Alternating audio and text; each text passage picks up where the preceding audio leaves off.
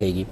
جب شب برات آتی ہے تو جو ہمارے جہلا ترین عوام ہیں، جاہل ترین عوام ہیں، وہ مطلب اپنے بچوں کو پیسے دے دیتے ہیں اور وہ پٹاخے پھوڑتے ہیں اور سمجھتے ہیں کہ شاید شعبان پٹاخوں کا مہینہ ہے، خصوصاً شب برات میں خوب پٹاخے پھوڑے جائیں۔ یہ بدعت سیئہ ہے، یاد رکھیں، پٹاخے پھوڑنا یعنی ایک ایسی بدعت ہے کہ جس کے بارے میں سرکار نے فرمایا کل بدعت ضلالہ وکل ضلالۃ فی النار۔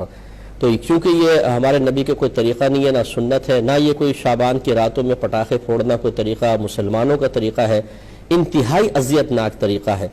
یعنی میں نے ایسے سی عورتیں دیکھی ہیں، بچوں کو پیسے دے کر کہیں گی یہاں نہ پھوڑنا، آگے جا کے پھوڑو، ہمارے سر میں لگتی ہے۔ اس کا مطلب یہ ہے کہ آپ اتنے نازک ہیں کہ آپ کے سر میں آپ کا بچہ پٹاخہ پھوڑے تو تکلیف ہوتی ہے، دوسروں کی تکلیف ہی نہیں ہے۔ اور اگر کوئی بچہ آپ کے گھر کے سامنے پٹاخہ پھوڑ کے چلے جائے تو جو اس کی پھر ساتھ نسلیں کھنگالی جاتی ہیں وہ بھی کسی پہ مخفی نہیں ہے۔ اپنا بچہ پٹاخے پھوڑ رہا ہے، دوسرے محلے میں جا کے ناک میں دم کر رکھا ہے، لیکن اس کو نہیں منع کریں گے بلکہ پیسے بھی دیں گے۔ تو اچھی طرح یاد رکھیں کہ اپنے بچوں کو روکنا واجب ہے، یہ بالکل بدعت سیئہ ہے۔ ایسا اگر وہ کرے گا تو بچے اگر نابالغ ہیں تو وہ تو قابل گرفت نہیں ہوں گے، بڑے قابل گرفت ہوں گے اور ان کی شدید گرفت ہوگی۔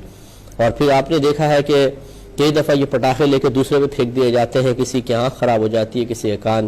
ایک بچی کا میں نے اخبار میں یا خبروں میں مجھے پتہ چلا تھا کہ کسی ایسی شرارت کر کے اس پہ پٹاخہ پھوڑا، آنکھ کے پاس آ کے پھوٹا تو اس کی آنکھ خراب ہو گئی تھی۔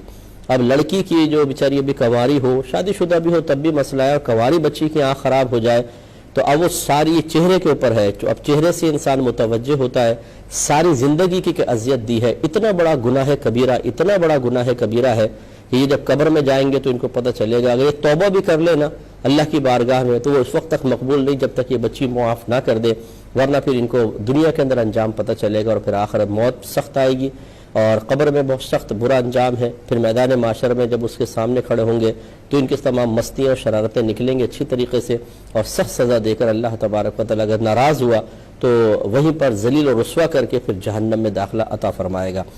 اس لیے اپنے بچوں کو سختی کے ساتھ روکیں۔ یہ کوئی پٹاخوں کی رات نہیں ہے، نہ ہمارا مذہب اسلام اس قسم کی خرافات کی اجازت دیتا ہے جس سے پورا محلہ اذیت اور تکلیف میں مبتلا ہو جائے۔